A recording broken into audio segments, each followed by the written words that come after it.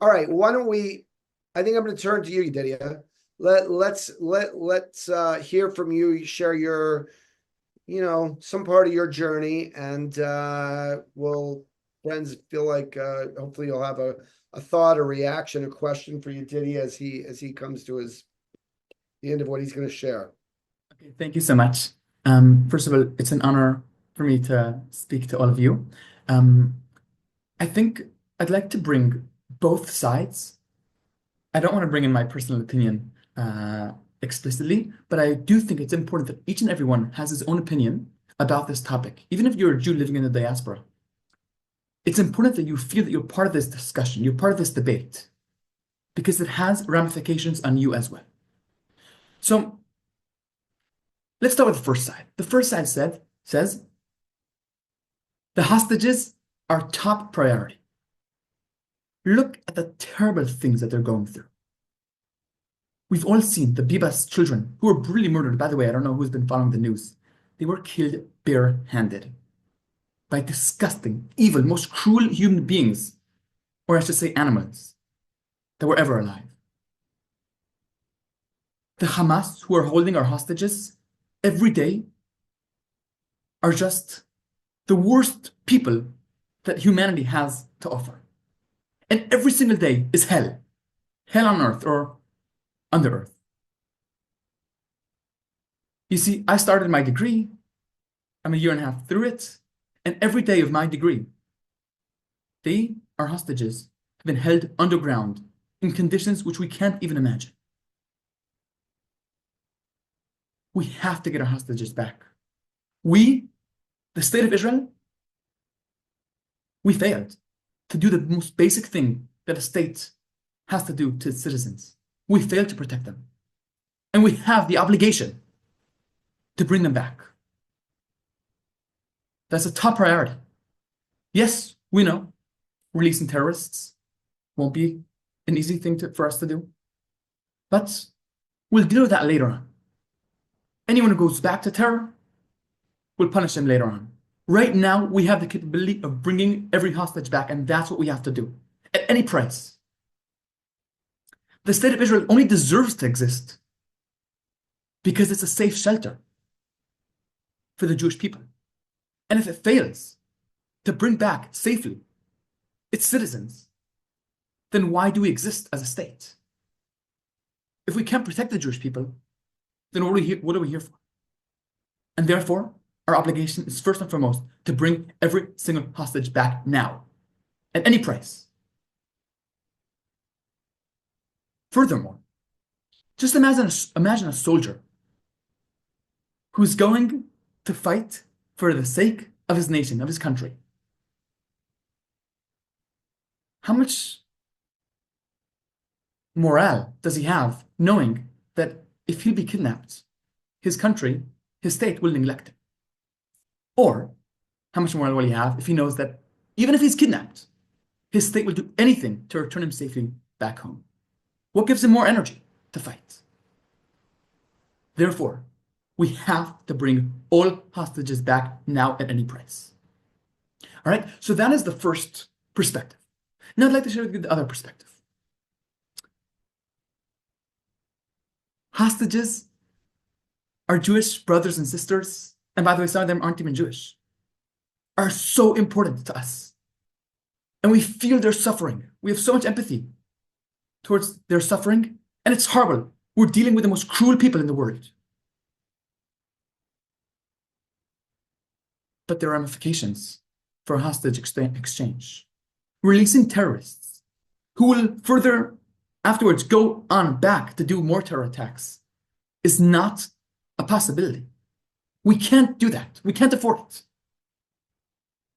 Do we not have an obligation towards those who were murdered by terrorists to at least keep their murderers in jail? How can you look at a mother's eyes saying, yes, you know that terrorist who just murdered your son? He's now going back to his friends with a V sign saying, yay, we won, we're out. Let's go back and do more terror. How can you look into the future mother's eyes? That mother, a terrorist who was released for this hostage deal, will now go and commit a terror attack and kill her son, how can you look at the mother's eyes and say, yes, the terrorist who was released in order to get my daughter back from Gaza, he just killed your son? Yes. Do we not have an obligation towards those future mothers and sisters and brothers and fathers and terror victims themselves?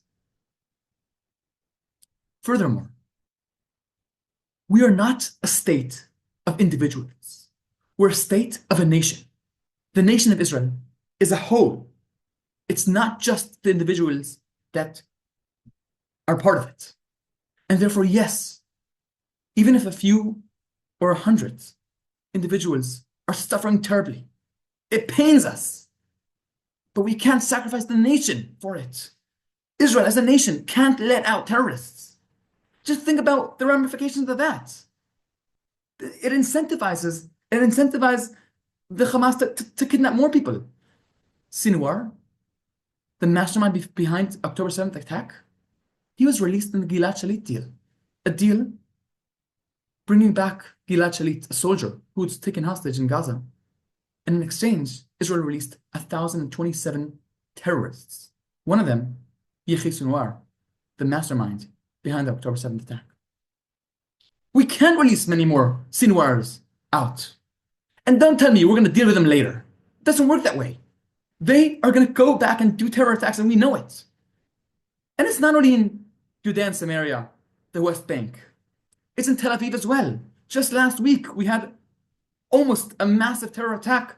Buses were meant to explode. Thank God, miraculously, our agents caught it on time, and some of those explosives exploded in the wrong time, or should I say the right time, because there was no one on the bus. Those are miracles. We can't let that happen. We can't let terrorists out.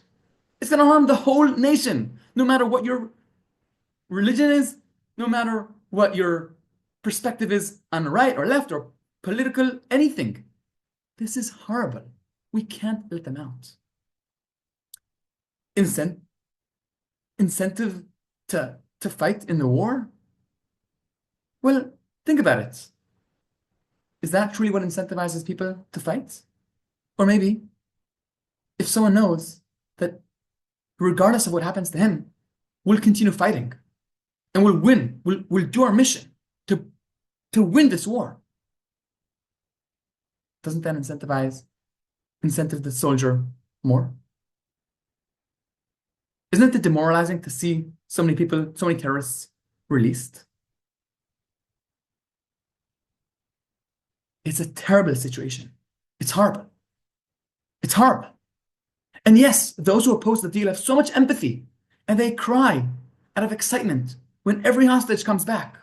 How can you not be the most excited person in the world? You have to have your emotions in the right place, but your intellect must be there as well. And knowing that we can't let the emotion override our intellect. And as much as we feel for the hostages and for their families, and we can't judge, we have responsibility over the security of our nation as a whole. It's a tough call. It's a very, very tough call. And every hostage that's back, we're the most happy people in the world. But we still know that we can't do that. We can't release terrorists. It's a mistake. It incentivizes them to take more hostages. Today in Israel, tomorrow around the world. What's going to stop them from taking a Jew in Australia and saying, we're not going to release him from captivity until you release more terrorists? This is setting the ground for horrible things to take place. Horrible things to take place.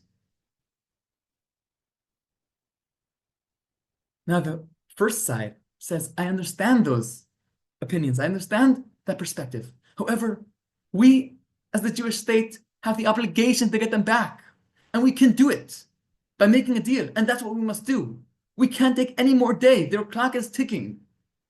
Every day that's passing, that you're debating, yes, hostage deal, no hostage deal, they are dying in captivity. They're suffering. What if it was your son or daughter, God forbid? Would you also be speaking that way? Hostages before everything. They're a top priority. They must be our top priority. It's human being, it's human life. This is a very, very big dilemma. It's a very big debate happening in Israel. And each side feels so emotional about his perspective. It's his security. It's his people. And I'm ignoring the political things that come in, which unfortunately come in very strongly in some of these perspectives. It's the government, they're not taking care. The government, they think this way, that way. Let's ignore the political ideas. Let's talk about the actual thing. This is very difficult. It's important for me that you all feel part of this conversation. You're all part of this dilemma. You're affected by it. And you have what to say and to fight for your opinion. Your heart should be with both sides, with everyone. But your brain should be thinking one way or another. Form an opinion. Be part of this conversation. You're a Jew and you're part of it. If you want it or if you don't. So that's basically my thoughts about this topic. And I'd love to hear if you have any questions or thoughts or anything. Please feel free. Ben, go for it. Yeah, thank you. No, it's not really like it's maybe a bit of an addition, I guess, to the second part of what you've said. I think you've done a very good job at representing both sides, basically. But to the part when you said that for an Israeli soldier, it could be basically demoralizing, the thought that if, he or she would become, a hostage, would they be freed? But, at the same time, I guess the thought that, a lot of terrorists could be released in exchange of their, them being, to be freed. It could also be very demoralizing for them, because then what are they fighting for? First of all, thank you, Yedidi. It's really powerful, and your emotion is it's so, that expression, what comes from the heart enters into the heart, and it's also kind of hard to tell which side you're on. I think I know, but you did a really good job with that. So I'll just close with this quote of our daughter had a classmate in high school, from the Zussman family, and Ben Zussman was a soldier that died early in the war, and many of soldiers leave messages on the chance they should die.